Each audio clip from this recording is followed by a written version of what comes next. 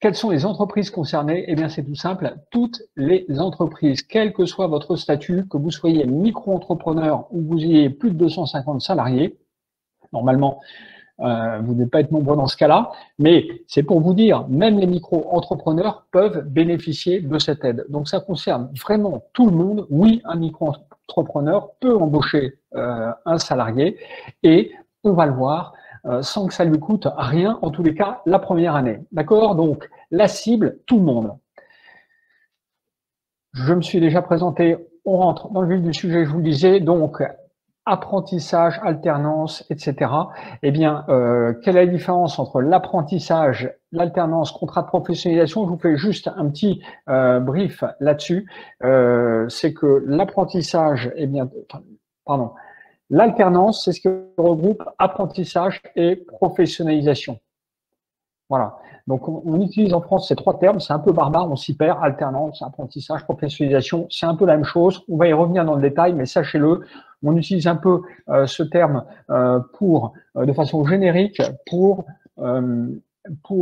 parler des contrats aidés, c'est-à-dire les contrats dans lesquels le salarié suit une formation et formation qui est financée en partie par l'État. Donc, le premier objectif de ces contrats, c'est de former un futur collaborateur. Si vous démarrez et que vous êtes seul, il y a un moment, il va falloir que vous vous structuriez. En tous les cas, il y a un moment où vous risquez d'être un peu dépassé par le temps et vous aurez besoin, vous allez ressentir ce besoin de déléguer les tâches à faible valeur ajoutée à une personne, entre guillemets, une petite main, un jeune, que vous allez un peu former à votre sauce et qui va vous permettre de vous concentrer sur ce que vous aimez faire.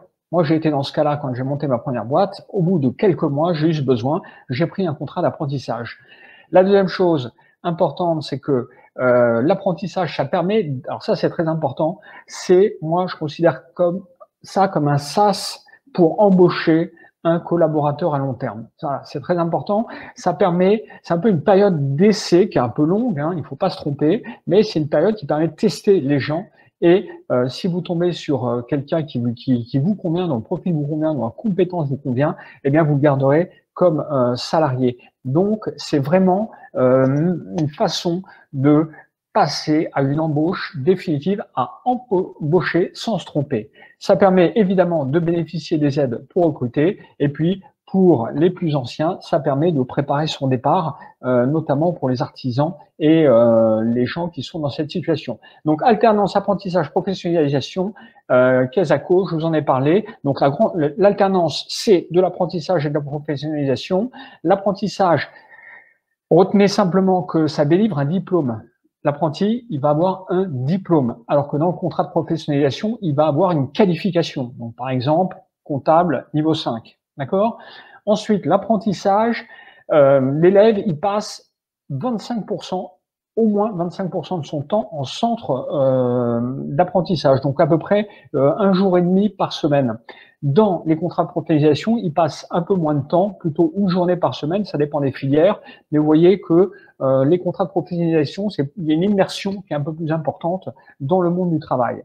Et puis, dans un cas comme dans l'autre, vous allez probablement, vous, si c'est vous qui prenez la charge d'encadrer le jeune, eh bien, vous serez ce qu'on appelle un maître d'apprentissage si vous mettez en place un contrat d'apprentissage, et vous serez un tuteur. Donc, vous allez avoir une responsabilité. C'est vous qui êtes censé transmettre votre savoir aux jeunes dont vous aurez la responsabilité. Alors, cette aide exceptionnelle, elle est vraiment exceptionnelle. 8 000 euros, c'est quand même des gros sous, c'est un gros chèque.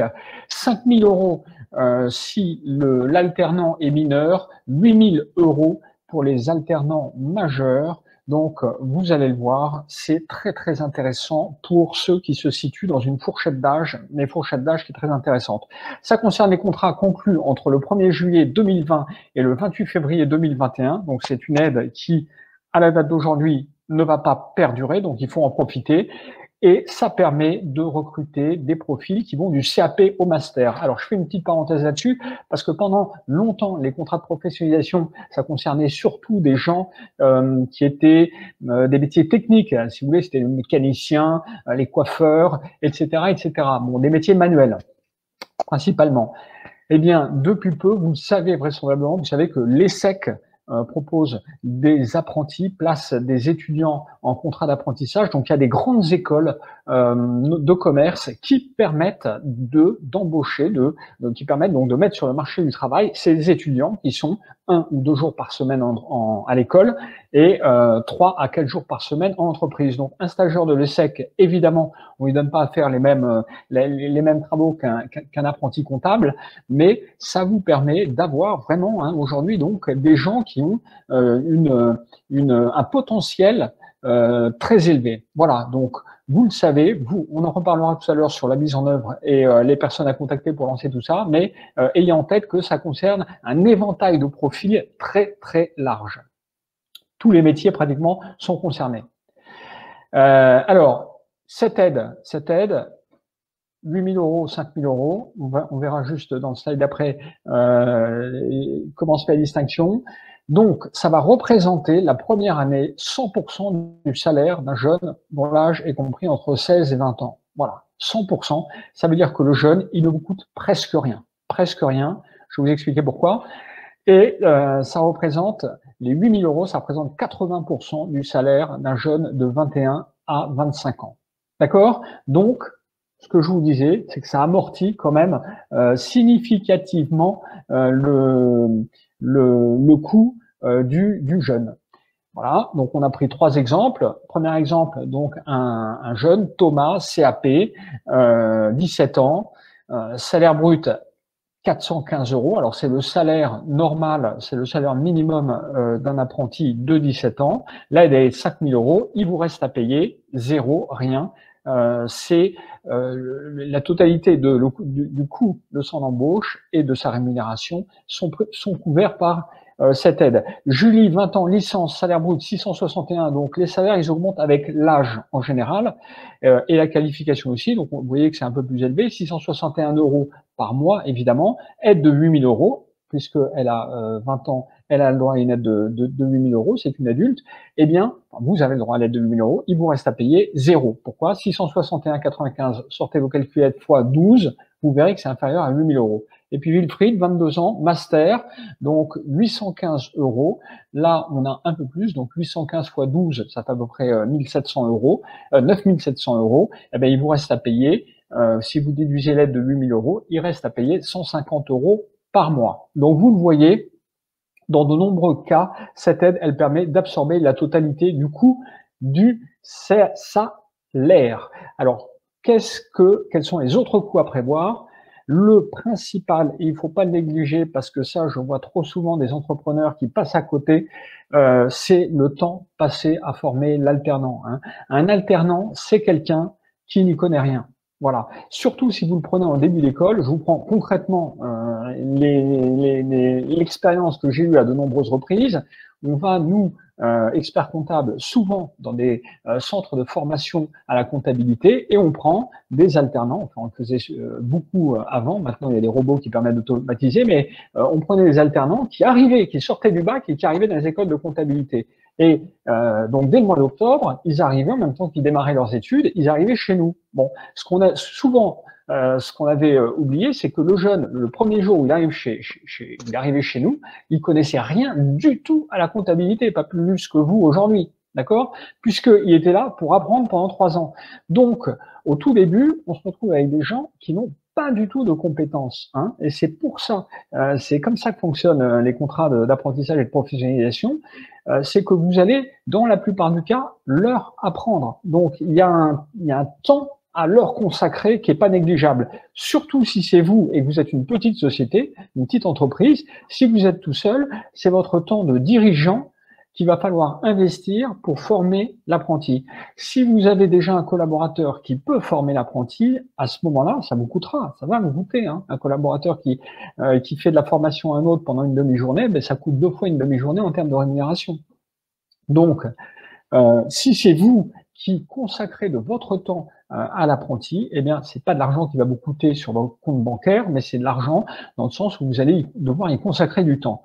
Espace de travail, L'espace de travail, ben, si vous êtes par exemple en espace de coworking, il va falloir lui prendre un poste de travail. Ça peut coûter 200, 300, 400 euros par mois, uniquement l'espace de travail. Le poste de travail et le matériel informatique, ben, il lui faut un bureau, il lui faut une chaise, il lui faut un ordinateur. Hein, en général, ils en ont pas forcément. Donc tout ça, il va falloir que ce sont des coûts à investir en plus de sa rémunération. Et puis au niveau de la rémunération, sachez-le, on va pas trop rentrer dans le détail parce que on n'a pas suffisamment de temps, mais sachez que la mutuelle, les tickets restaurants, si vous en distribuez, et les transports sont pas couverts par l'aide des 8 000 euros. Voilà. Bon. Alors, la mutuelle, aujourd'hui, c'est obligatoire. Les tickets restaurants, ça ne l'est pas. Et le transport, ça dépend de là où vous habitez. Si vous habitez à Paris, vous êtes obligé de payer un morceau de la carte de transport si jamais votre apprenti ou votre salarié prend les transports en commun. Voilà. Donc, tout ça, ça vient s'ajouter. Alors, cette aide, quand est-ce qu'on la touche? L'aide, c'est très simple pour la toucher. Deux choses à retenir. La première chose, c'est que vous devez remplir un formulaire CERFA avec un contrat que vous allez annexer. Bon, il y a un peu de paperasse à faire, évidemment, mais ça, les organismes de formation, ils vous aideront à le mettre en place, ils vous aideront à le faire. Donc, vous allez remplir, préparer votre dossier, vous transmettez votre dossier à l'OPCO, l'organisme de formation, et c'est cet organisme de formation qui va ensuite transmettre le dossier aux administrations concernées et surtout qui va vous verser l'argent. Donc, vous avez deux choses à faire. Un, one shot, un dossier à faire une fois lorsque, juste avant d'embaucher, au moment où vous embauchez l'alternant pour remplir pour avoir cette aide.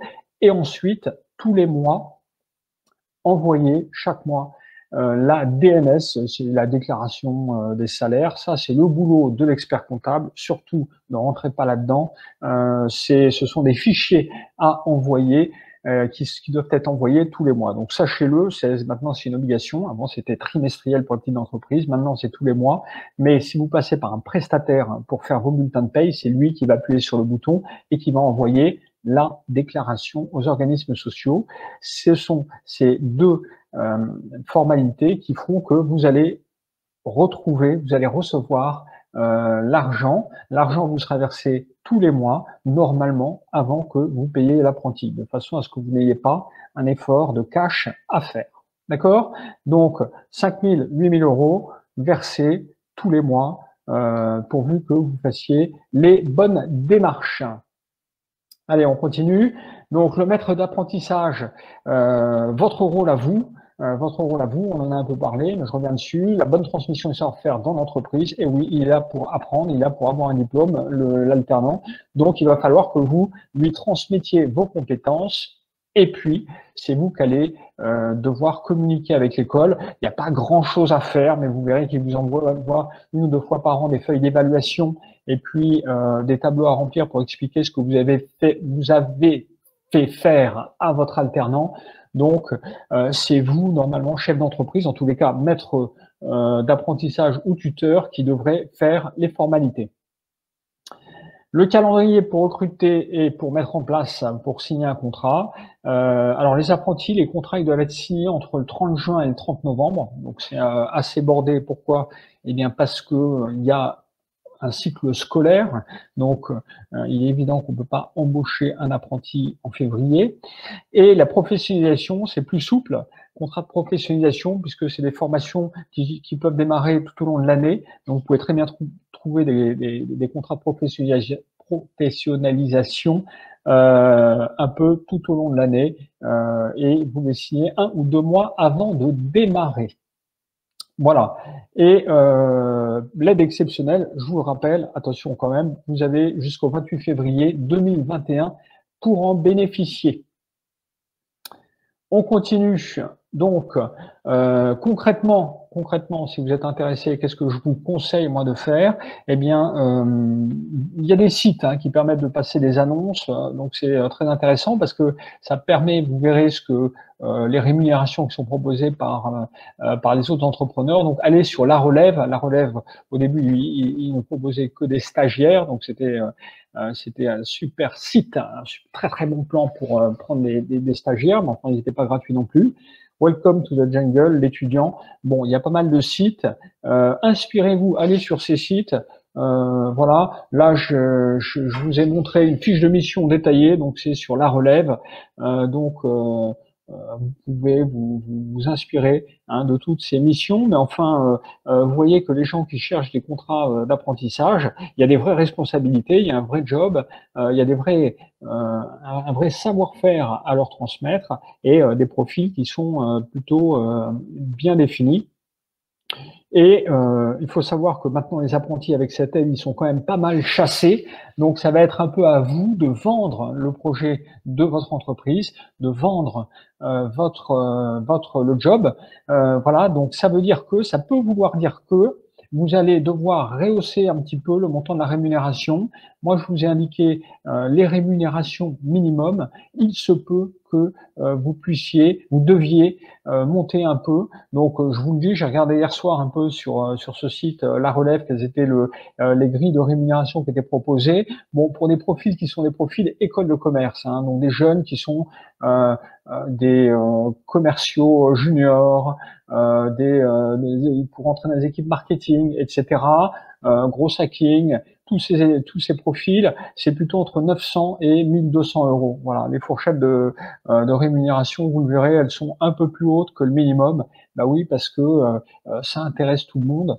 Et donc, ça veut dire que l'aide, elle fonctionne, elle intéresse du monde. Et si elle fonctionne, pourquoi est-ce que elle ne vous intéresserait pas vous? Vous avez bien raison d'y penser en tous les cas et d'étudier cette opportunité parce qu'il n'est pas dit qu'elle sera maintenue et c'est quand même encore une fois une bonne façon de se structurer et de démarrer. Alors, deux, trois petites remarques avant de répondre à vos questions. Voilà, on est déjà à 20 minutes, donc on avance bien. Deux, trois petites remarques. La première, c'est que les contrats, une fois que vous les avez signés, vous pouvez pas les rompre comme ça. D'accord? Donc ça veut dire que on peut pas prendre un apprenti ou un contrat de professionnalisation, puis si jamais le profil ne vous convient pas, la personne ne fait pas l'affaire, vous pourrez pas le casser, sauf s'il y a faute grave, faute lourde. D'accord? Donc une des difficultés dans l'apprentissage, lorsqu'on recrute un apprenti ou un jeune en alternance, en tous les cas, une des difficultés, c'est de pas se tromper sur un profil que vous allez voir qui est en fait un profil un peu flou, qui est difficile à cerner parce qu'un jeune qui vient d'avoir son bac ou qui a très peu d'expérience, il n'a pas grand-chose à faire valoir et c'est pas toujours facile de discerner son profil et de savoir si son profil est adapté véritablement au poste. Donc, je vous le dis, il y a quand même une petite prise de risque, c'est que vous n'avez pas trop le droit à l'erreur. Vous pouvez pas changer, encore une fois, au bout d'un trimestre. Alors, vous pouvez arrêter au bout d'un an s'il y a des accords. À la fin de la première année, vous pouvez vous rappeler l'école et vous dites, écoutez, bon, il y a un problème. Donc, il y a des réunions qui sont organisées en général avec l'école pour essayer de comprendre pour essayer d'expliquer aux jeunes ce qu'on attend de lui et comment on peut l'aider à progresser. Mais si vraiment il ne fait pas l'affaire, vous allez quand même vous retrouver avec un jeune sur les bras pendant un an au moins. Bon, ça c'est la première chose. La deuxième chose, la tentation pour éviter ça, c'est de se dire, je vais prendre un jeune qui a déjà une expérience. Bon, donc un jeune qui a déjà passé un an dans une entreprise. Donc je vais demander à l'école de m'envoyer des étudiants de deuxième année ou de troisième année. Très bonne idée, sauf que là aussi, il faut quand même être réaliste. C'est qu'un jeune de deuxième année ou troisième année qui se balade, c'est-à-dire qu'il n'a pas de poste, c'est probablement qu'il y a eu un couac à la fin de la première année ou durant la première année. Donc, méfiez-vous des profils qui ont déjà une expérience parce que ça peut révéler en fait une difficulté ou en tous les cas pas forcément un profil adapté au poste qui est recherché. Voilà. Je crois que on a terminé. Alors, allez, il y a plein de sites qui traitent de ces sujets sur l'apprentissage, site du ministère du Travail. Vous aurez plein d'informations pour avoir des renseignements plus approfondis par rapport à ce qu'on s'est dit. Et j'en ai terminé pour cette présentation. Donc, moi, je vous le conseille, si vous êtes intéressé, posez-moi vos questions et regardez ça de plus près. Donc, les questions, je les reprends depuis le début. Donc, voilà, Ernesto, salut. Voilà, d'accord. Est-ce que le contrat en alternance, contrat de professionnalisation, contrat de qualification? Ça, j'ai répondu à la question. L'apprentissage peut-il conjuguer télétravail et travail sur le terrain? Très bonne question. Mise en place d'un e-shop, télétravail, vente et boutique selon les périodes, etc. Alors, à ma connaissance, oui, vous pouvez faire télétravailler des apprentis. Il faut simplement prévoir que ce soit peut-être indiqué dans le contrat, puisque dans le contrat, vous devez indiquer le lieu de travail. Donc, je pense que ça ne pose pas de problème. Est-ce que cette aide, c'est simplement la première année? Oui, les 8 000 € ou les 5 000 €, ce n'est que la première année. Avant, il y avait un système qui était étalé sur 3 ans. Je crois que c'était 4 000, 2 000, 1 500 et 1 200 €.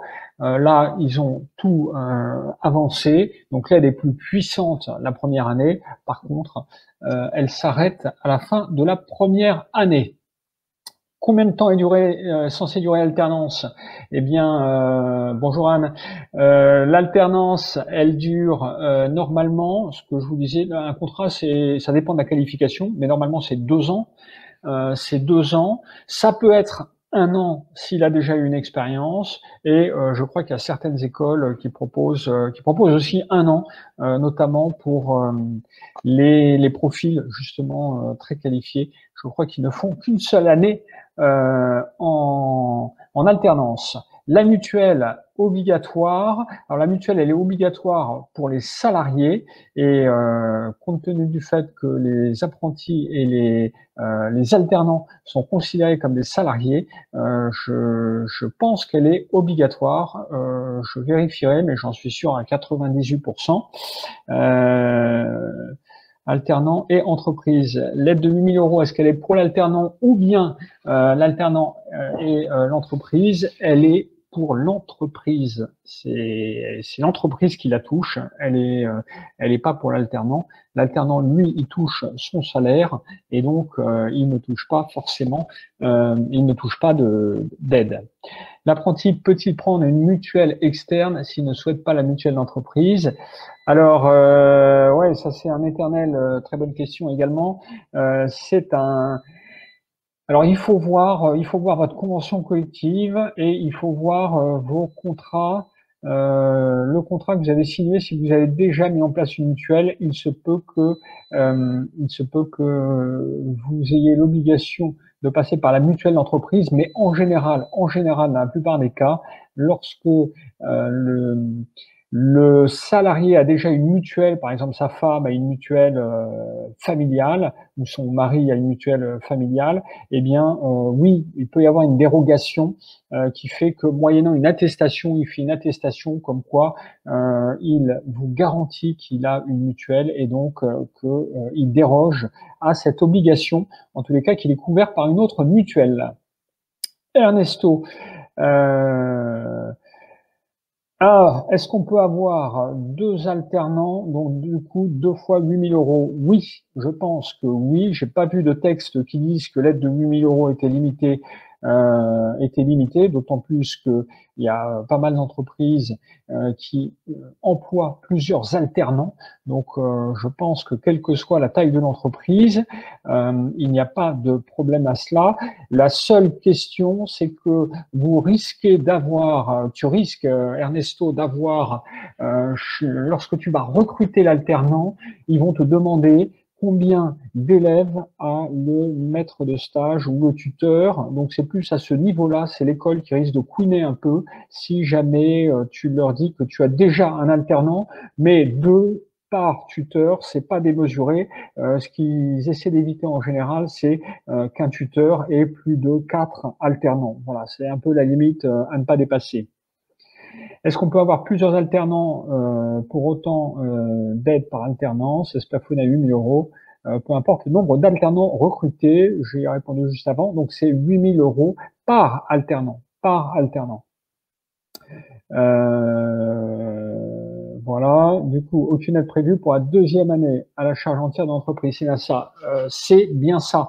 Alors, ce qu'il faut savoir, c'est que il y a quand même il n'y a pas d'aide financière, si vous voulez. Donc, par contre, vous avez des exonérations de cotisations sociales la deuxième et la troisième année. Voilà, c'était ce que je voulais vous dire, parce qu'on n'en a pas tellement parlé.